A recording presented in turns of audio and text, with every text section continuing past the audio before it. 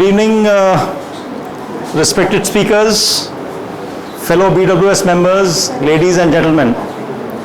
Way back in 2018, a group of keen birdwatchers formed Birdwatchers Society to study, observe, record and archive all aspects of birds, especially in West Bengal. We are happy to say that BWS has been actively pursuing its goal, and each year we have been expanding the envelope. So now we are no longer based out of West Bengal, we are national and we are international also. We have members outside the country also. We have conducted several pelagic surveys over the years. We have kicked off the first ever Dawn Chorus Day for India that was held on 2nd of April this year. We have also commenced bird monitoring program, summer bird monitoring program in West Bengal called the Poila Baishakh Bird Count in collaboration with Bird Count India and eBird India, and many more activities we do on a monthly, weekly basis. That is all on the cards. We have also successfully launched and completed 2 years of our fantabulous newsletter called Fantail, which has a reading of about 2,000 readers across 35 countries in the world. So that's an achievement that is headed by Mr. Amitabh Datto and Mrs. Pampa Mistry. Today Birdwatchers Society, thank you. Today Birdwatchers Society is happy to host 3 eminent scientists from Wildlife Institute of India, Dr. R. Suresh Kumar, Ms. Amarjeet Kaur, and one of our very own Rajdeep Mitra. You have all read about the speakers from our mailers and announcements, but let me reintroduce them for those who may have missed out.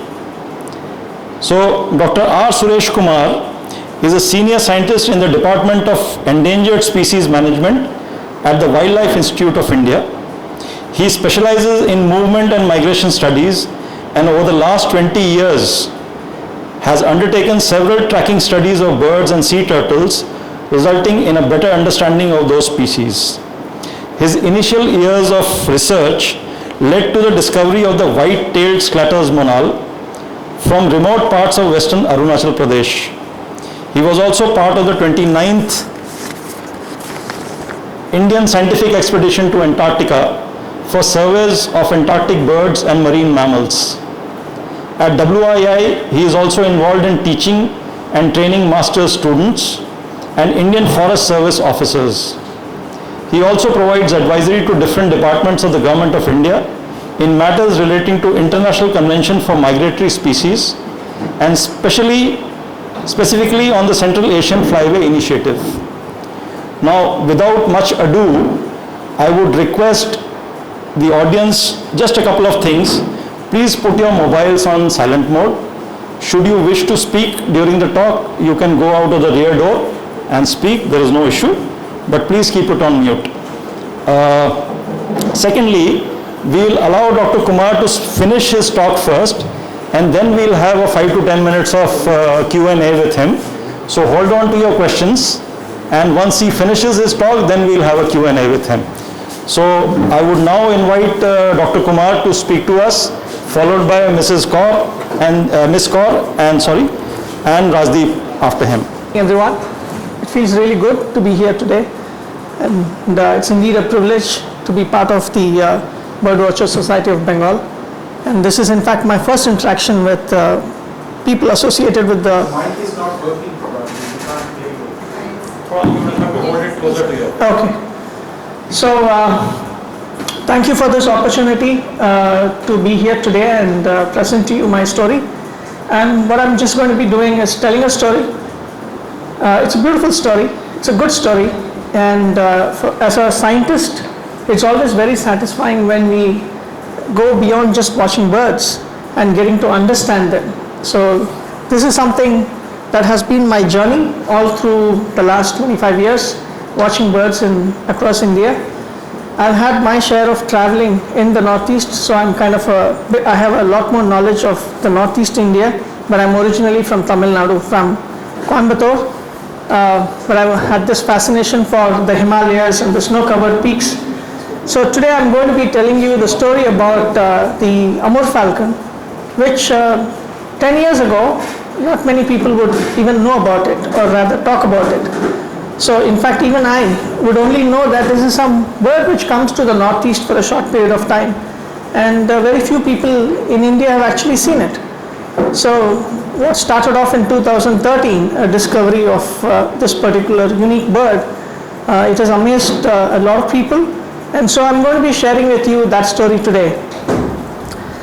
So I have 45 slides, and Rajdeep is on the job to keep me on track, because when I start telling stories, I end up telling lots of stories. So what better than start off with a video of this particular bird. Go back. Oh, there is a...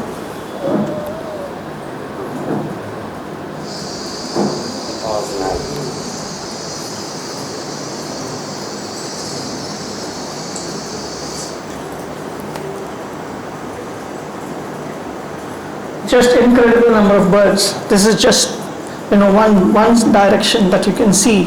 But imagine you're standing there and you have all around you have birds, huge numbers. And each of these birds is a raptor, bird of prey. So simply unimaginable. And this has always been happening.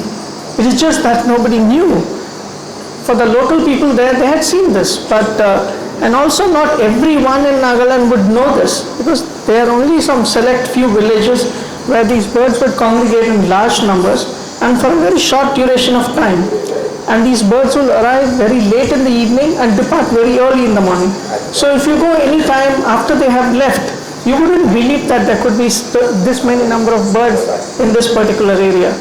And it is not just one site. Over the last few years of my traveling in the Northeast, there are many such sites where you have such large gatherings of birds. So it's incredible, and I think it's one of the wonders of the world, and proud to say that we have this kind of a gathering of birds in Northeast India. And all of these birds pass through West Bengal. Incredible number of birds pass through West Bengal. And so yes, so it's very, very interesting. So moving on, next slide. So this is an image that was captured. Every speck that you see here is an Amur falcon. So today we know the Northeast as the falcon capital of the world. 1 million Amur falcons, and possibly a few more millions could be there passing through this region. So naturally the question is, and this is during the daytime, the next. So naturally the next thing is that these birds do stop over. But what is there in Northeast India that they stop over in such large numbers, specifically in a few sites in Nagaland and Manipur? What is that? There could be many other places. There is a huge landmass India. It could be Maharashtra, it could be West Bengal, but they don't stop. They are there. So what is that? That's something that's very, very specific to this region. So I'll tell you that story. Moving on. So today the story that I'm going to be restricting myself to talk about is this migration of this particular bird, which is trans-hemispheric.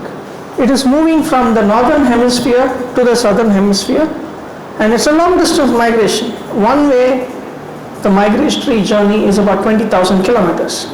So the region that it breeds in is known as the Manchurian Steppe. That's the Amur region where the Amur tigers still survive. And there is a very large river called the Amur River, which is I think one of the longest rivers in that part of the world. So the bird gets its name from that region. So it's the Manchurian Steppe. And post-breeding, or in the non-breeding period, or what we call as wintering, they would move down south of the equator, go down to South Africa or Southern Africa, where they would spend 3 months. And those regions are known as the African Veldts habitat. So I'm going to be talking about this migration. Why are they doing that? Okay, next slide. So the Amur falcon is a least concerned species, just sheerly because of the large range that these birds occur in, huge numbers that you still see them in. So as a result, the IUCN has classified this particular species as least concern. What is also interesting is that for us Indians, it is a passage migrant. We have winter visitors and we have summer visitors. At this point of time, I was up in the mountains in Darjeeling. A large number of summer visitors have moved in, like the cuckoos. We still don't know where they are coming from. Whether they're coming from southern India, they're coming from beyond, we still don't know. So there are summer visitors. come October, November, we'll have a lot of birds coming in from the northern latitudes, residing in the coastal areas of West Bengal or in the wetlands of West Bengal and going back. So those are winter visitors. But interestingly, we have the Amur falcon, which is a passage migrant. It passes through this area. There are many others that do pass through this area, but don't stop. So the question is, why? Why don't they also stay here? If they are staying for 2 weeks in Nagaland and Manipur, why not extend their entire period for 3 months, stay there in Nagaland? So those are interesting aspects of this bird. The other interesting thing is that this particular species is also known as an elliptical migrant.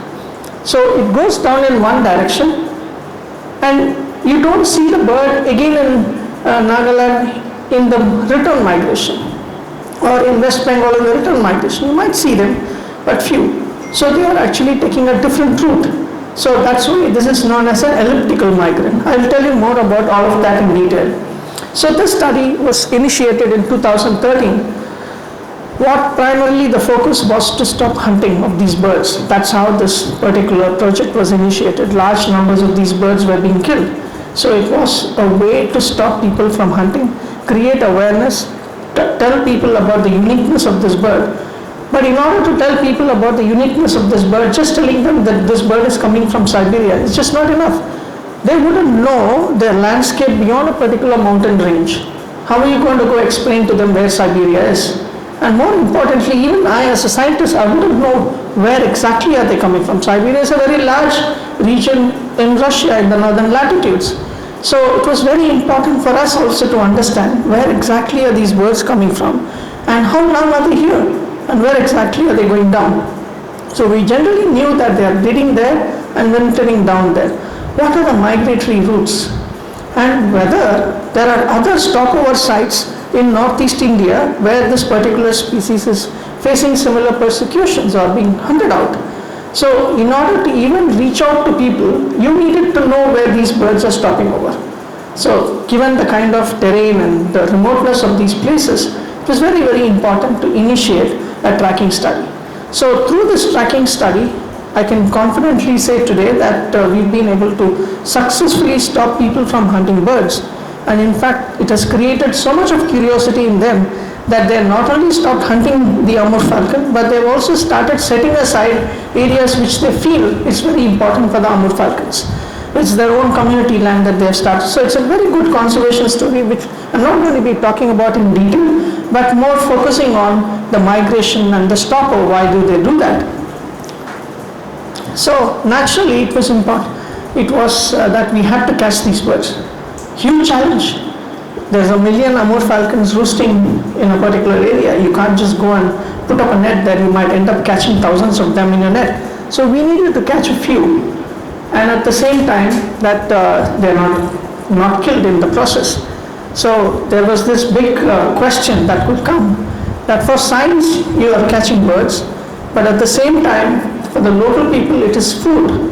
You're stopping people from catching these birds for food, but you're saying in the name of science you want to catch these birds. So a lot of these challenges were there, but thankfully we could catch a good number of them. And of all these years of tracking study, we have been able to track about 15 birds from both Nagaland and sites in Manipur. And the story that I'm going to be presenting to you is about these individuals, which gave us some really interesting insights. So the first individual is always the special bird. So this happened to be a male bird, male Amur falcon, and it was called, and we named it Naga, given that it is masculine and it's a male bird.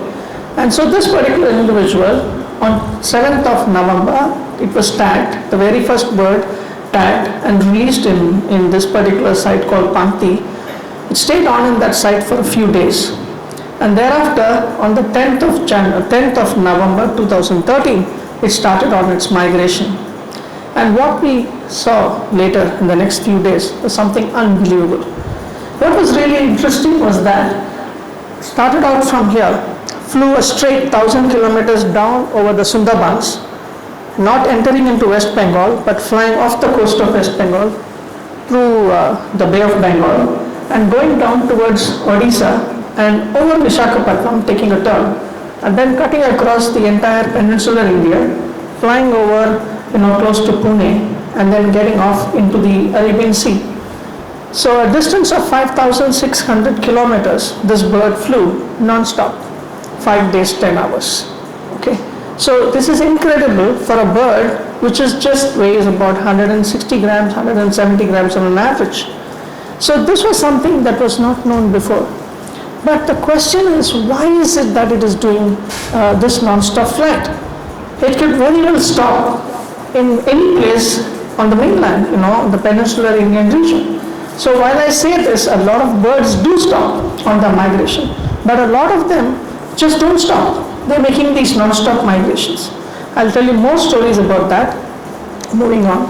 So what we know from this migratory movements of these 15 birds is that clearly they are going down from Nagaland, they're going down, taking the peninsular India route and going down over Maharashtra, somewhere between Goa and Pune, and then cutting across straight to Somalia. So once they arrive in Somalia, this region is known as the Great Horn of Africa because it's like a horn. So they enter into Somalia, then from Somalia the behavior will change. From here they seem to be more relaxed. They go to some of these fantastic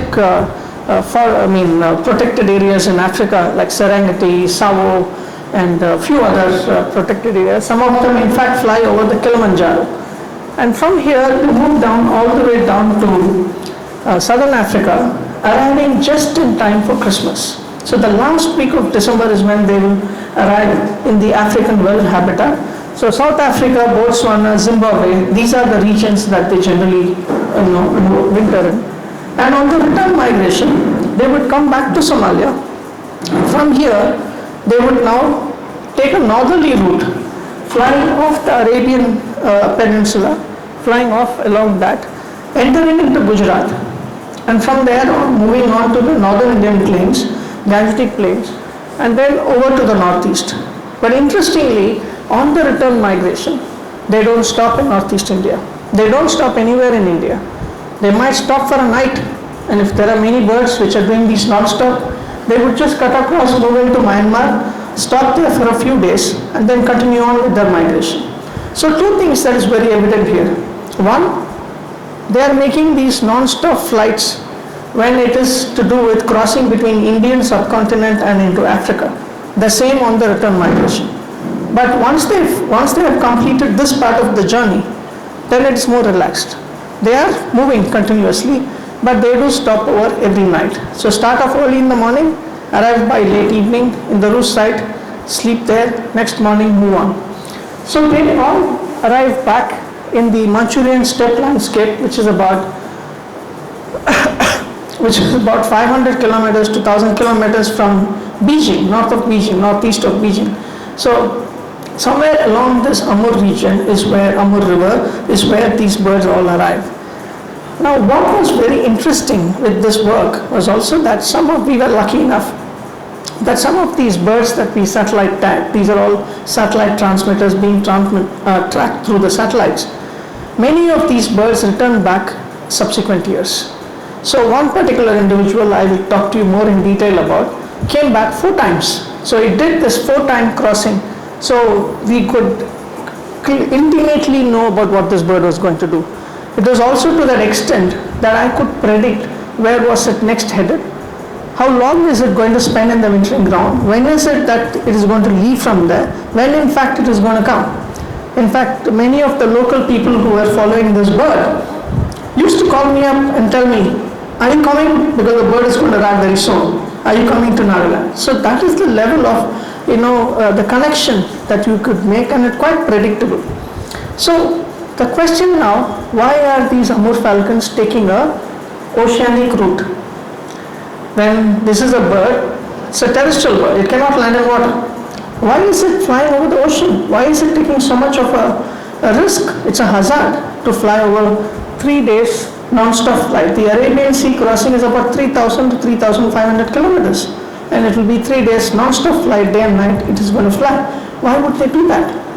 Instead, it could have taken a land route via Pakistan and then come down through the Arabian Peninsula. Maybe still it would have had to make some short oceanic crossings.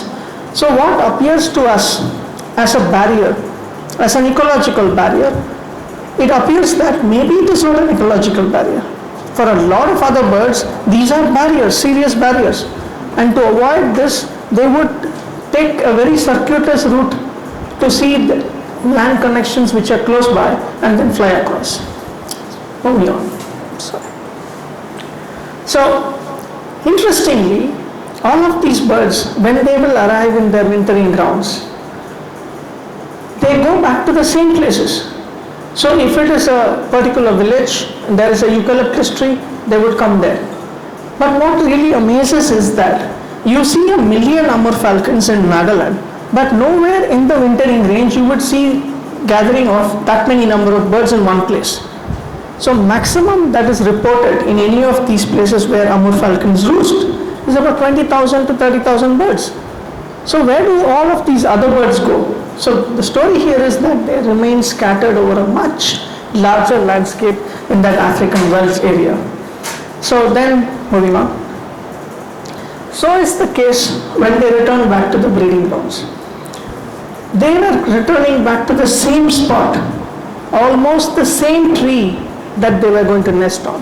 So that one particular individual which we were tracking for 4 years, it was returning back to the same tree possibly. And I know why they would come back to that same tree. There's a different story, maybe I will share that later. Now, if you look at the intervening areas, the intervening area on their migration is through India, Northeast India. 15 to, maybe 2 weeks to 3 weeks that these birds would spend and then move on. Now, on the return migration, they do a similar thing in Somalia. Just south of Mogadishu, in a protected landscape there, a mountainous landscape there, these birds again congregate before making the Arabian Sea crossing. So clearly, the Arabian Sea crossing demands some level of preparation. Now the question here is, if these birds are going to make the oceanic crossing or the Arabian Sea crossing, then the Amur falcon should have stopped along the Maharashtra coastline and then waited for the right time to make the crossing. But then here it seems that Nagaland is a better place to stay, even though being hunted in such large numbers, they still prefer that place and move on. So nothing in nature happens just like that. There has to be a reason for it. So I will tell you the reason a little later. Okay? So what we also found is that on the downward or southbound migration or autumn migration, when they do arrive in Nagaland or Northeast India, they are naturally cutting through Myanmar. Now in Myanmar, the orientation is generally that they are headed straight towards the Bay of Bengal. But here is where a turn that they make, heading towards Manipur or to Nagaland. Now what we clearly see again here is that there is this Naga Hills and the Chin Hills. Between these two hill ranges, there is a gap. And that's actually the trade route for the Manipuri people to go into Myanmar, or Myanmar is coming in here. And this is also possibly the land route or the corridor, migration corridor for many other mammals, many other species, including mammals. So that is the Imphal Valley. So I can confidently say that almost all of these Amur falcons are first arriving through the Imphal Valley because that's where there is a gap. Doesn't show up. Okay, yeah. So this is the gap through which they arrive. You have the Chin Hill Range and Naga Hill Range, and there is Mount Saramati, there is a peak at the top there. So they seem to avoid that. Now this tells us that on the downward migration or southbound migration, they are possibly flying low. They are not really flying very high. The reason could be that right kind of winds are not there. So they enter into Manipur and then turn to go into Nagaland. So clearly, Nagaland, they are making an additional effort to move in. It is not on their path that they will just land there or just stop there. So what is it that is there in Nagaland or in Manipur that these birds are making so much of an effort to stop over there? Now, another interesting aspect of it is that on the return migration, these sites where they spend 15 to 20 days are no longer important. So the time when they are returning here is during April, May. It's not important for them. something is not suitable for them. So they're just heading off. Okay, I could explain it this way, that they're just heading off back to the breeding grounds faster so they could capture nesting sites or get there earlier so you get a better chance to breed. That could be one reason, that's what we generally think, but that's not the reason. I'll tell you the reason a little later. So, when you look at the route that the birds take on the southward migration, if their destination, final destination, is South Africa, then these birds could, from the western seaboard, they could just fly straight to South Africa. But that would be about 7,000 kilometers, 5,000 to 7,000 kilometers. That would mean that they would have to fly a much longer time. If they will have to fly for a much longer time, then they should have enough reserves in their body to charge them up to do that. So energetics comes into play, dictating how much they can actually do.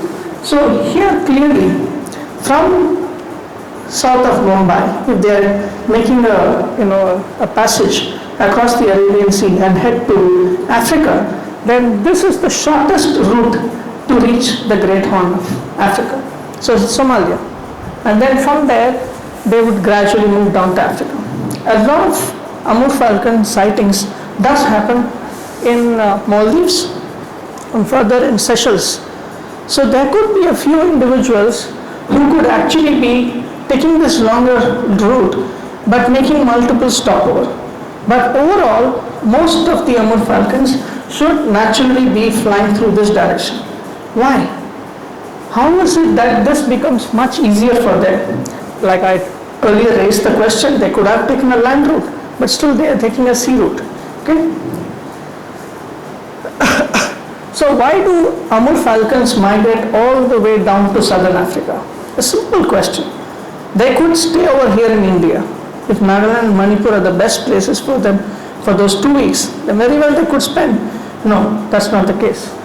So a distance of nearly 20,000 kilometers one way is something that very few birds have actually evolved to undertake. So the reason for this is that later video.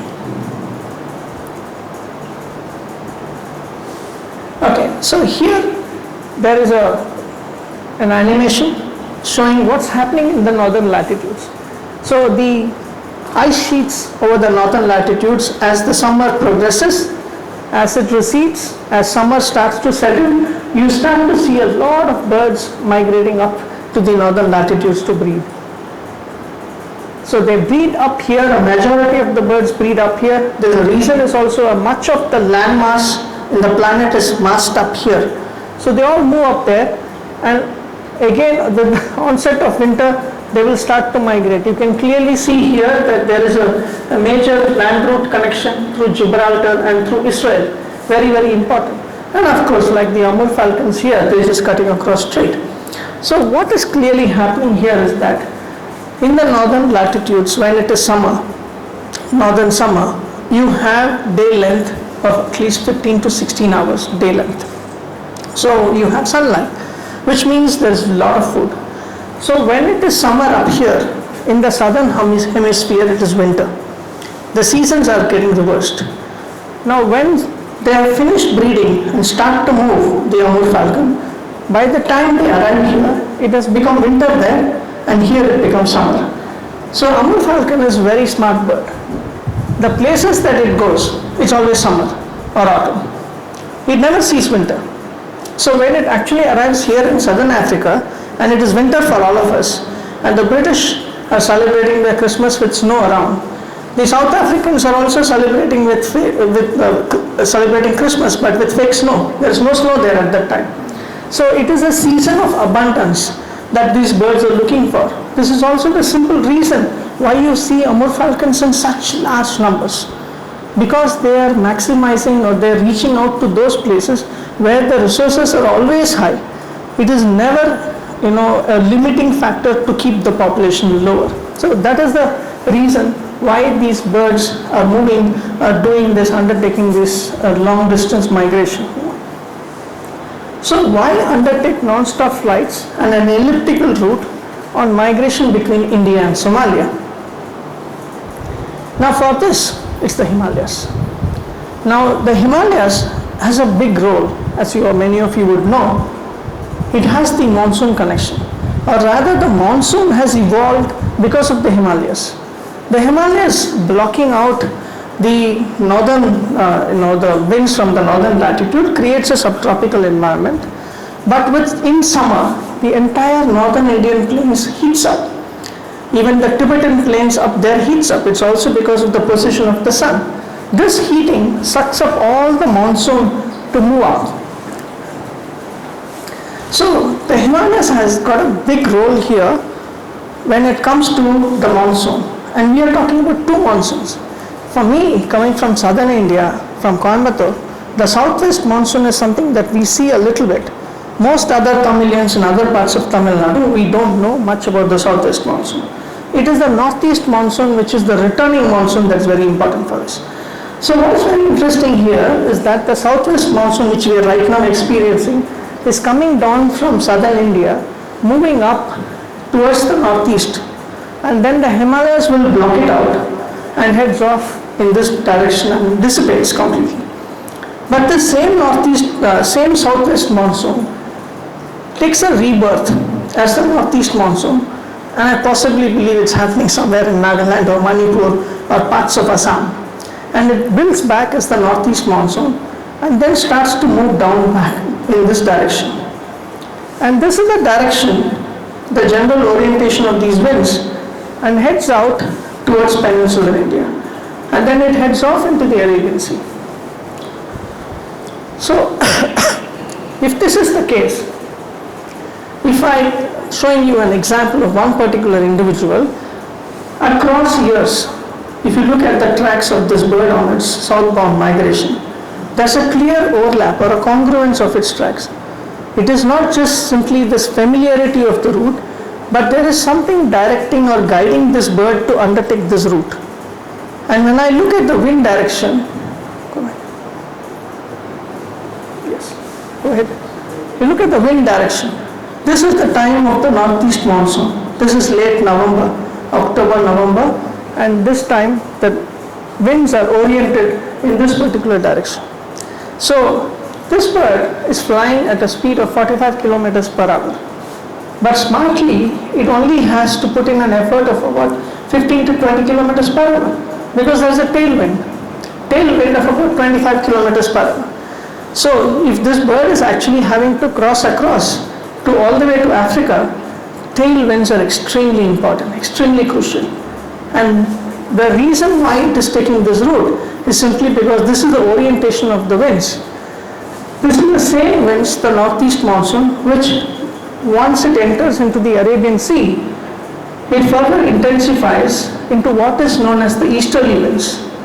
For people trading between southern India and the Arabian Peninsula, they were dependent on these trade winds. Even today, they are dependent on these trade winds. So these trade winds become the monsoon in Africa. So literally this bird is bringing monsoon, or it's actually following these winds, and as monsoon occurs there, more food is produced. So once after reaching Somalia, thereafter it is raining everywhere, and wherever it's raining it's getting food, and then gradually it moves down. And the monsoon also moves down, all the way down to South Africa, and goes back out into the Indian Ocean to be reborn next year as the southwest monsoon once again. So it's a beautiful cycle of how there is this monsoon at play, and how these birds have evolved or have adapted to use these winds to cross what is generally a geographical barrier. It is in fact a facilitator for these birds to undertake the monster flights. Now on the return migration, which is happening in mid-April, there is no southwest monsoon. Southwest monsoon is still 1 month away. At this point of time, in the northern Indian region, we generally get these strong hot winds coming from the west. And we know that these winds are coming from the Arabian region, Thar Desert, or from the western part of India. But this is actually having a much larger landscape from where these winds are coming in. Now these birds, on the return migration, if you clearly see, the winds are again oriented this way. So they are again using the tailwind to do this crossing.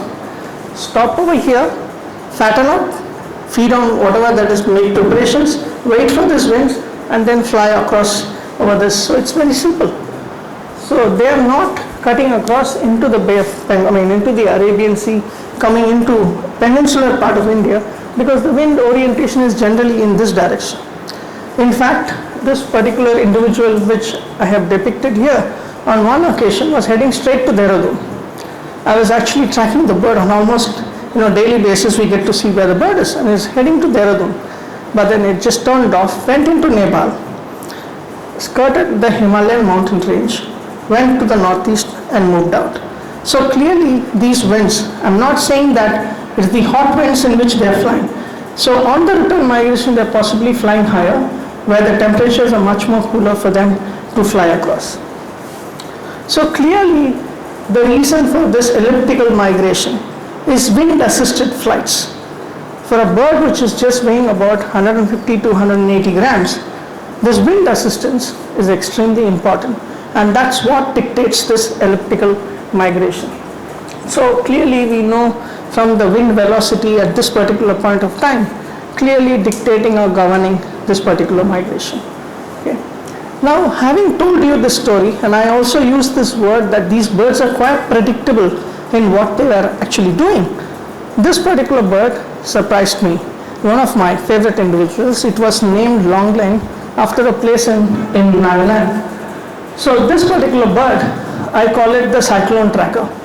We just had that cyclone Bikarjoy go up, and Rajdeep is going to talk a little bit about it. So like cyclone Bikarjoy, there are many other cyclones that arrive in the Bay of Bengal or the Arabian Sea, and this bird seemed to track it, and I'll tell you the story of it. So this is also one of those birds that holds the record for the longest tracking of Amur falcons that we have done so far, and she made the non-stop flights over the Arabian Sea nearly 7 times. So fantastic data that she had given me.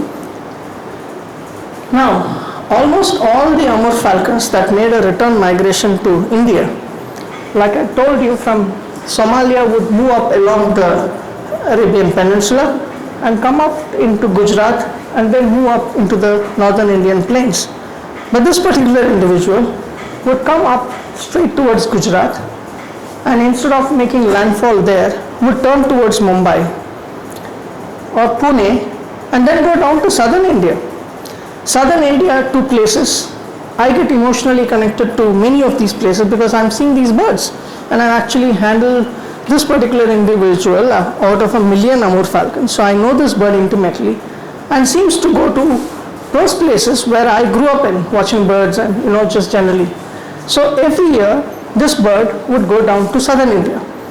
The first year when it arrived in southern India, generally during this time of the year in southern India, it is very hot. But there is a short spell of shower.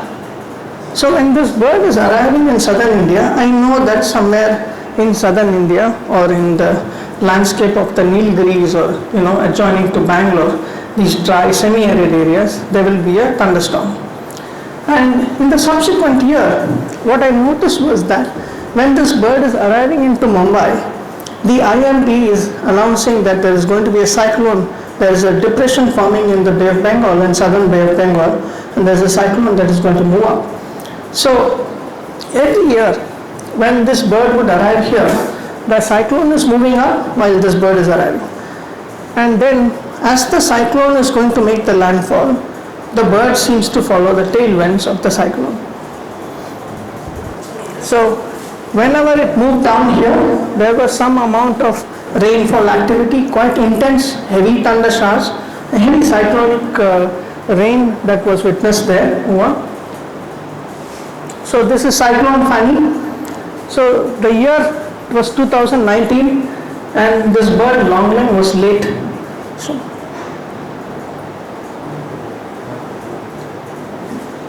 So this Longline, from the Arabian Sea crossing, instead of going down to southern India, it was already late, or rather the cyclone had already moved in. It didn't go down to southern India. It was heading straight into the eye of the cyclone. And I was really wondering what's going to happen now. We're going to lose this bird. But the timing was so perfect that the cyclone made landfall or moved in, and perfect for it to hop on to those, tailwinds of the cyclone to just take it across into northeast India. So clearly, what we now see is that these birds can actually be used as a model to predict whether there is going to be a cyclone soon coming into the Bay of Bengal or in the Arabian Sea. Moving on. So the last and final question, which I haven't answered yet, is why stopover in northeast India? And that too only on the southbound migration or the autumn passage migration. Next. So for this, what we started observing is that these birds are not just stopping over, they are also feeding extensively, though not through the day, but during a certain time of the day they would be frenzied feeding. They would feed a lot, they would be catching something in the air. And thankfully for us, in the night where these birds would roost, those undigested body parts of whatever that they've eaten, they would all make it into a small ball, into a pellet, and vomit it out or regurgitate out. So apart from the poop, you would also see this bolus or a pellet on the forest floor, wherever that they're roosting. So all that we needed to do was go, once they have left the forest, they have left the roost site, go there and pick up these pellets and break it down to see what that they have actually fed on. So that's what one of my students and Amarjit was helping me understand. So a whole lot of insects. Small raptor, they are generally known to feed on insects, and also small rodents and other mammals that they would find. So, but here it was 95% of whatever food remains that we had seen in the pellets that we examined was termites, insect prey, and predominantly in termites. So, so what are these termites? Just the way we see millions of Amur falcons and during this period of time, during their congregation, every evening you would see millions of or trillions of termites emerge every evening. And this emergence is again highly cyclical, or it's only during this period of time, during this 3 to 4 weeks time window that the Amurs are there. So whether the Amurs are there because the termites are emerging, whether they have adapted, they have learned that, very likely yes. And why are the termites emerging during this period of time? It has again to do with the monsoon. So the southwest monsoon has ended, it has dissipated, and before the northeast monsoon begins, the termites generally will emerge. Any species of termite emergence is mostly associated with the non-rainfall phase. They are generally triggered by rain. But beautifully here, it all seems to perfectly fit the puzzle that the monsoon is rather at play here, and that the termites are emerging during this period. And they emerge in such large numbers that the Amurs are here to feed on that. Now the same termite species which we have found out what they are, again that opens up a completely different a lecture or a talk. Very, very interesting. This particular termite is also there here, right here in the city, right there up in the mountains, they are there. This is a subterranean termite. You would not see a mound.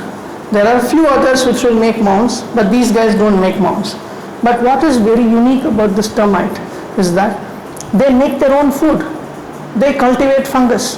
So what you see here like brain cases are nothing but fungal combs. So all of these combs are made by these termites, and they produce fungus in that, they grow fungus in that, which they harvest to feed the queen as well as the young in the nursery. So this particular termite, which lives through the year subterranean, will emerge during this time, somewhere between middle of October to middle of November. You will see every evening the soil will suddenly crack up. From everywhere around you will have these termites emerging out. The soldiers and the workers are pushing what we call as winged termites or alates, pushing them out to fly off to, or to take the nuptial flight. So again, very interesting. This particular species is genera is known as Odontotermis, or toothed termite. There's one small tooth, and this particular species is found all over Southeast Asia and all over India. But it is just that their emergence is being dictated by the monsoon activity.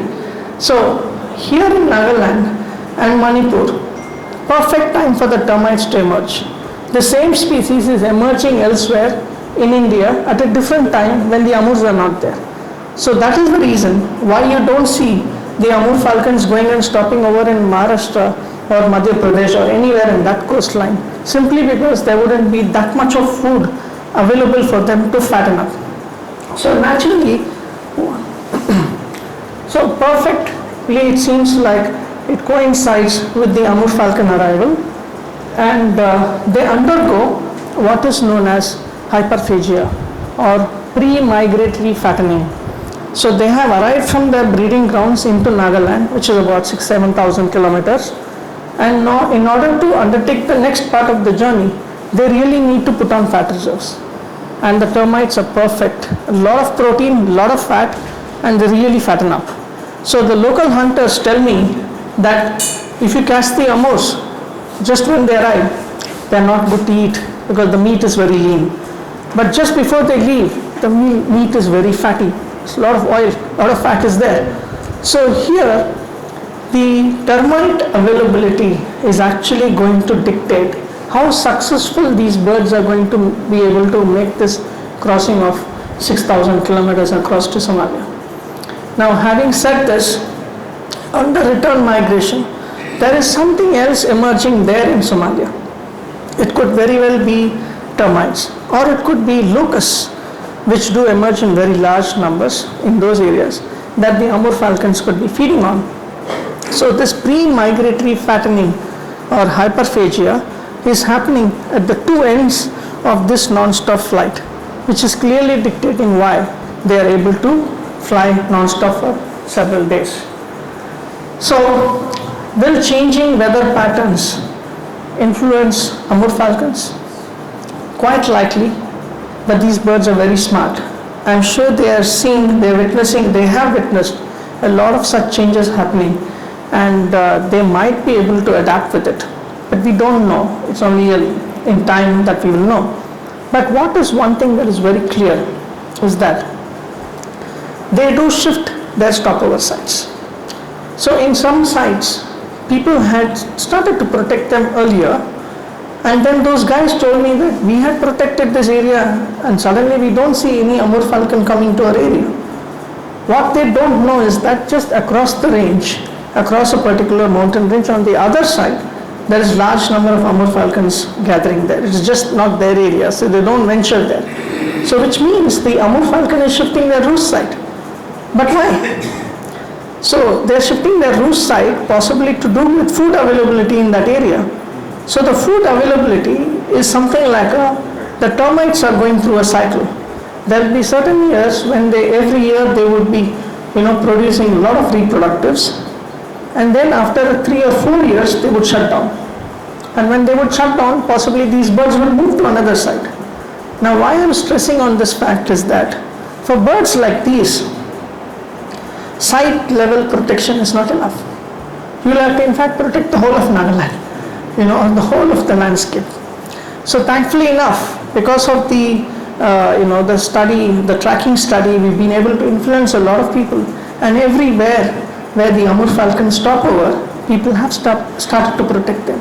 So it's a very, very good story from the point of conservation, but it's also very, very interesting study to see how beautifully the monsoon, the insect availability, and the timing of these birds arriving into these areas all are so intricately linked.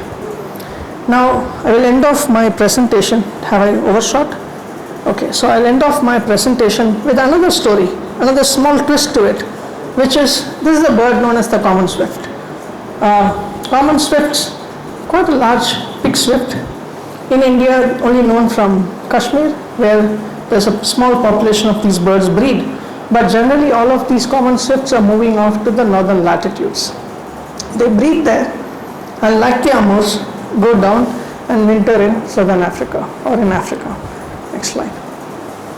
So these are so small birds that you cannot put a tracking unit like the way that I had done for the Amurs. Even for the Amurs, it's almost reached the limit. Any bird smaller than that, we still today we cannot track them just because it's too big an equipment to put on. So in the case of the common swifts, there is one other very interesting tag known as the geolocator tag. What the geolocator tag, just go back. So this is a passive tracking unit, not an active tracking unit. What it does, nothing but it has a logging device and it logs the light. It has a lux meter which will log the intensity of light at any particular point of time. So the intensity of light that the bird experiences in beaching is going to be very different as to what it is going to be down in the southern latitude when you will relate it with time. So using that information, you can actually draw the line of the migration. The only hitch here is that you put this instrument on, you have to cast the bird again. There will be thousands of these swifts, but you have to cast the same bird again. But what is possible in the case of the common swift, which is not possible in the case of the Amur falcon, is that the common swift will come back to the same nest. So this is a particular individual which breeds in the Beijing palace, and every year the same individual will come into the palace, possibly the same nest or an adjoining building that it would nest. So they could recapture many of the birds that they have put these tags on, pick it out, download the information. You have these beautiful tracks of what this bird is able to do. Again, a very small bird. It does a journey of 30,000 kilometers, but it's not a non-stop flight. It does have some bit of non-stop flight, but it passes through the land route. As you can clearly see here, it's taking a land route. It's not coming through northeast India and not making an oceanic crossing. Simply because these are birds, again energetics comes into play here. Because of the energetics involved, they will have to eat every day. So they have to take certain routes where there are food available. And as the food becomes available, they will keep moving. And that's how they take this particular route, come down into the same area where the Amurs will winter. Okay? So the Amurs are there up there when they are breeding, and the common swifts are there. And down here in southern Africa, the Amur falcon is switching its diet. It is also feeding on the common swift. Okay? So two birds originating from the same area, taking different migratory routes, ending up in the non-breeding area, which is more or less the same. It's all part of the cycle. Okay? And energetics is something that comes into play here. So there is a lot more other interesting stories. Many other birds which are breeding right here in our backyard. They are summer visitors, and some of them very likely are also going to go down to Africa. So the pied cuckoo is one. The common cuckoo up in the mountains is another example. And they all possibly would go down to the western the shoreline of India and cut across the Arabian Sea into Somalia. The last slide. So like I told you, that this is a beautiful story. It's a beautiful conservation story where you can actually see conservation in action. Very often we do undertake research projects. We do try to create awareness. We do see some merits of whatever that we have done, but the scale at which we've been able to influence the Naga people, most people think they eat up everything. Of course they do eat everything. Okay, everything that moves they do say that they eat them up. But here is a case where they've taken it up as a challenge and have actually started protecting Amur falcons. Okay, this is a scenario of 2013, the first time I was in Nagaland tagging birds. There were 3 birds that were tagged, and this particular individual was named Pangti, and it was named Pangti after that particular village, which got into the bad press for people killing more than 150,000 Amur falcons the previous year. So we got the people involved, and we decided that okay, we will name the bird Pangti, but we should not release the bird. We should hand it to the local people to release the bird.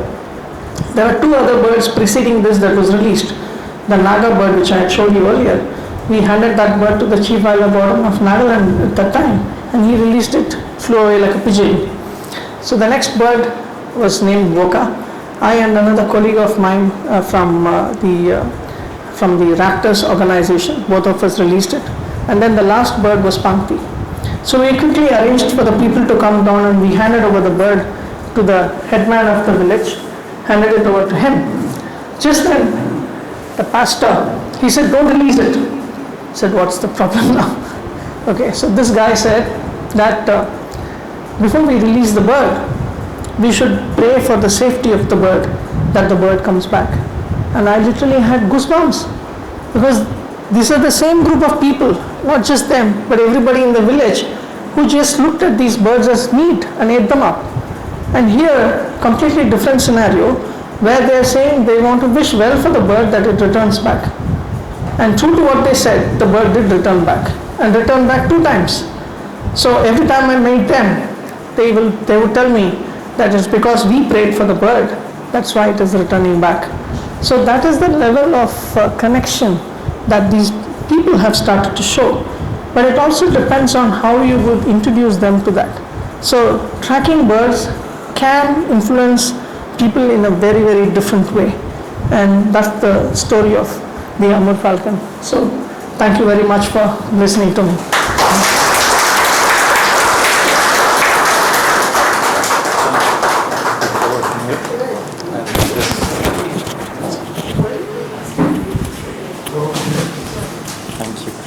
Have a seat, please.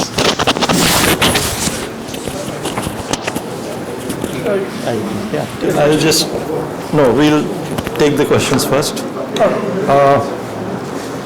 So can we have a big round of applause for Dr. Kumar once again? It was indeed a mesmerizing talk, I must say, especially for me. I don't know about you, but I was mesmerized. Now we will take questions from the audience. Whoever wishes to ask a question to Dr. Kumar. Yes, Orko, please go ahead. I'm sorry I arrived late, and this may have been answered in the course of the talk before I arrived, but is the migration route for timing of Amur falcons in any way related to Pantala dragonflies, or is that more coincidental? The termite emergence or the... No, dragonflies. Okay, well, okay, so when I was, before I started my work, I heard lots of stories about how the dragonflies, many of you may be knowing, there is a particular species known as the globe skimmer, and the scientific name is Pantala flavescens. It's very commonly seen even here. I think at this point of time they are already here. And this is one of the longest insect migrant known in the world now. And this particular dragonfly arrives in the foothills of the Himalayas and goes down all the way to South Africa. And it is not that one single generation, but multiple generations. There would be one generation which would go down till, say, Maldives. They would breed and die. The next generation from there would leave the aquatic habitat, emerge, and then move on to go down to South Africa. So when it comes to the Amur falcons, people generally popularly thought that they are making these oceanic crossings, possibly overlapping or coinciding with the dragonfly migration, and en route their foraging, picking them en route and heading to South Africa. I strongly feel that that's not the case. If that is in fact the case, then why would they spend 15 days there feasting on the termites? Secondly, the dragonflies are long gone before the Amurs arrive in Nagaland. So there is definitely a gap. But whether after they reach Africa, whether the dragonflies are there and that they tail them, that I don't know.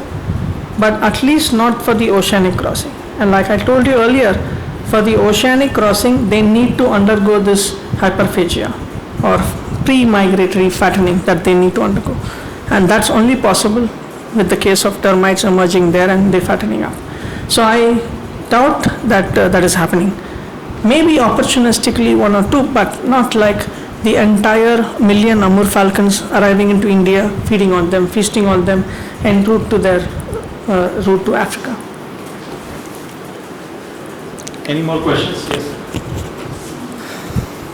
Thank you, Doctor, for such an interesting story, I would say.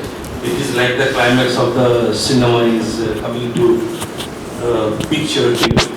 My question is, when the Amur Falcon is taking the migratory route from India to Mogadishu or from that region Correct. to Kenya, to Tanzania, to Mozambique, and then to South Africa, that long stretch of 3,600 kilometers non-stop, as you said, is it only due to the that migratory flattening, or is there anything else that they have so they can fly that 3,600 kilometer at a stretch?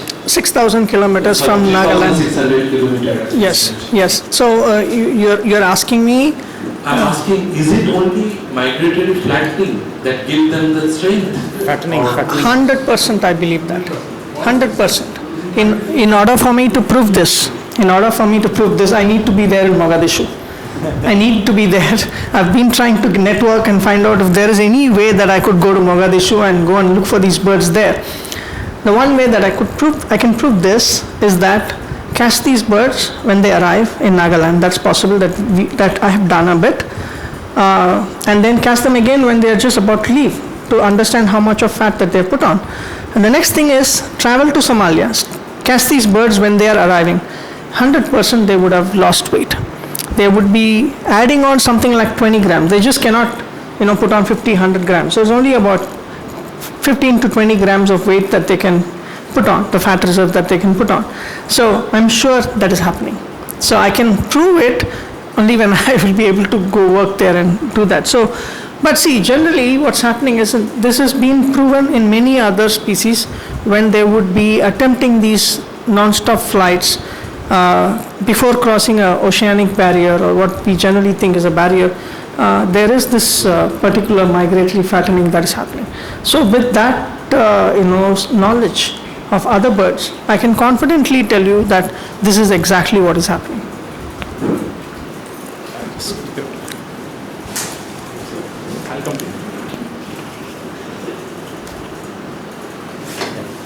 Your stories were simply mesmerizing.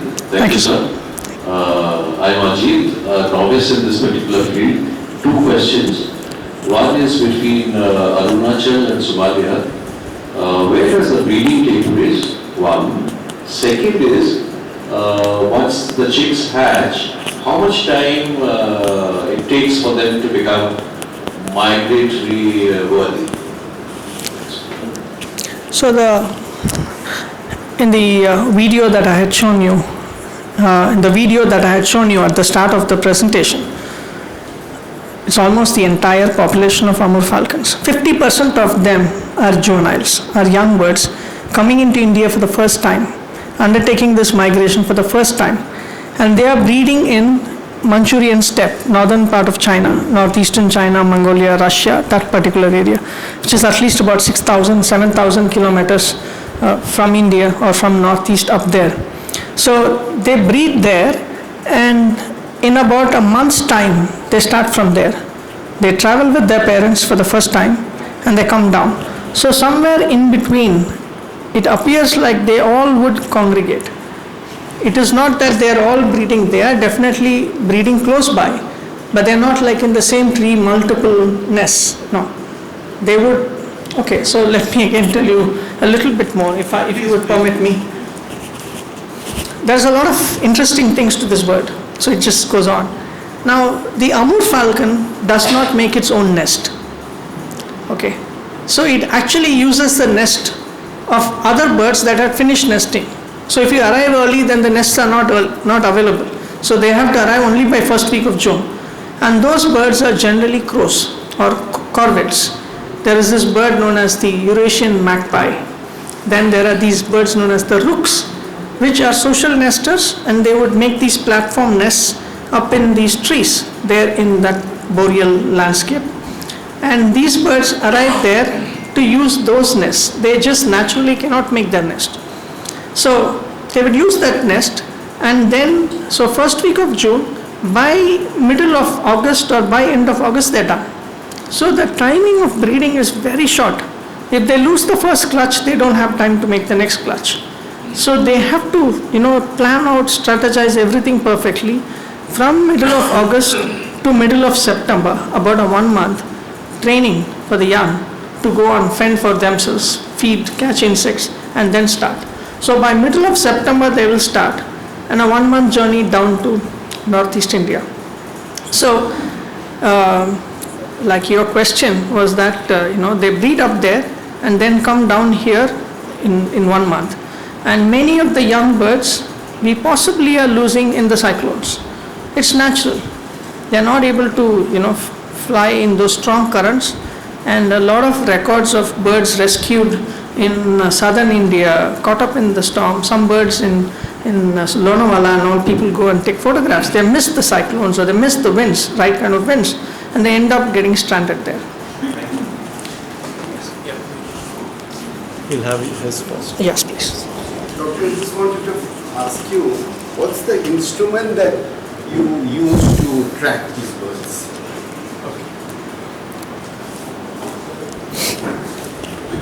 So the tag that the transmitter that we have used for this particular bird is actually known as a platform terminal transmitter. It's a platform. The transmitter is put on the backpack, and this is a satellite transmitter. So there are satellites.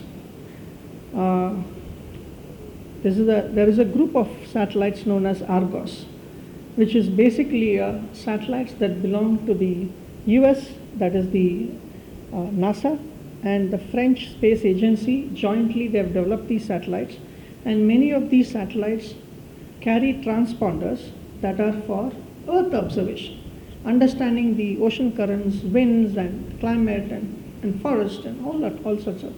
One of these transmitters also carry a transponder or a receiver which will track these units. So these satellite transmitters, which are put on the back of these birds, will emit signals every now and then. You can program it to emit these signals, and the satellite, if it is passing in that region, it will pick it up. And once it picks up that information, it will send it to the ground station. It could be anywhere in the world, but it goes to France, let's assume. From there, it's sent into my system to tell me where that particular bird is. Now, this satellite tracking technology is a very advanced technology. And till recently, there was no use of solar panels. This particular unit that I've used has solar panels on it. Now, for keeping any instrument active, the most important part is the battery. So in order to track something for a very long period of time, you need to have sufficient charge. That would mean a large battery.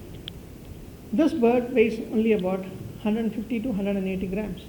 So the thumb rule for tracking any animal, it has to be less than 3% of the body weight. The unit's weight should be less than 3%, which is the reason why we have not been able to track almost 60-70% of the birds or many other wildlife that we simply cannot track because the equipments are not that miniaturized. The technology is there, is coming, but it's still way off. So thankfully for the Amur Falcon, only in 2010, this particular transmitter that we have used has become commercially available. And it's very smart technology with the solar panel.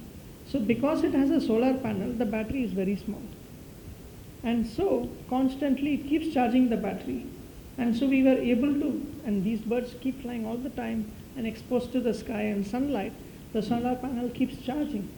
And so we were able to track them for 3 years, 4 years at a stretch. Where is the solar panel? So if you would have, maybe I can show you later on in the presentation. Okay. It's on the back of the, The solar panel is at the back, is it? I'll show you. It's so miniaturized. Yes. So what you see here, this is actually the solar panel, what you see above. Everything else is inside. And this particular transmitter weighs just 5 grams. There's another transmitter that I've recently used, weighs 2 grams. You can imagine 2 grams weight, and that's possible because of nanotechnology involved and also because of these solar panels coming into play. So they're very expensive. For each bird, it was an investment of 5 lakh rupees. The unit alone cost me about 3 lakhs. And for 1 whole year of tracking or 2 whole years of tracking, 2 lakh rupees. So it was 5 lakh rupee investment. So quite a challenge. Yes, is this tracking data available somewhere online? So, because we were using this information to create awareness, there is a particular website where any of you who would be interested, but there is none active now, no transmitters active now, but the information is out there. You can visualize the tracks. There is also an animation to show the path how they move, which I can possibly share later on. This is basically a website created by the European Union, and they have a particular project called the LIFE project. So the European Union funds a lot of research studies wherein there is a lot of tracking related studies they fund. Then because it is taxpayers' money, they need to show what they're actually using with the tracks or with the transmitters. So they have created a website on which all of the birds that are being tracked in Europe is up there. And my collaborators from Hungary, we had a collaborator from Hungary who was helping me with this. So I told them that just 15 birds, I cannot create a website. Why don't we host these birds out there because of my collaborators? So all of that data is up there, and you can actually go in, and I can possibly share the link later on with you all. You can go and browse it and look for it. Maybe I can send in this as a WhatsApp message and you could share it with them. Yes, please. Sir, how is the size of the track? You can speak right now. Sorry. How the tracker is tied up? Is it something you tie? Okay. So it's just like my laptop bag, a backpack. So there is a Teflon harness. It's a special kind of a tape, nylon tape, which you put it around the wings and stitch it up. Not stitch up the bird, stitch up both of this. So it's just like a backpack permanently fixed to the back. And initially the bird would feel something uncomfortable, but it gets over it. So, and it needs some bit of skill, just ensuring that there is enough space because there is this fattening. So much of the fat is deposited in the chest region. So there should be enough space for them to, and it works wonders. I have a question. Before that, I must share one thing. In 2011, 26th April, I was in a popular tourist destination in coastal West Bengal called Monal. I was just sitting here at 8:30. I saw one by one Amur Falcon was coming. So my head. So I witnessed the migration actually. So anyway, my question is that in Nagaland, the pre-conservation and post-conservation population, is there any starting on that or any data? You mean to say whether we are able to see an increase in the numbers? In numbers or area, any data from the villagers or So in Nagaland as well as in Manipur, there's lots of villages. And each of these people in the villages have become my friends, or I've become friends of theirs. So when I go to their village, they will say that this year we are having lots of birds. I say yes, yes, yes. I tell them yes. Now they ask me whether in their village is there lots of birds. No, your village there's lots of birds. So when I go there, they ask me the same question. I say your village has lots of birds, there not much. Okay. So the thing is, you simply cannot count them, but you do see some kind of patterns that, there'll be lots of birds in a particular village. You're seeing a lot bigger congregation, but it's temporary. Maybe that early in the season you seem to see a lot of birds in that village. Later in the season or later in the 2-week window, you might see some of these birds move to another village. So some bit of movement is there across these villages. So pre and post, really don't know, but it is just incredible number of birds, and I'm just happy to say that there is a million Amur falcons, or possibly more. Longest distance that the bird travels non-stop.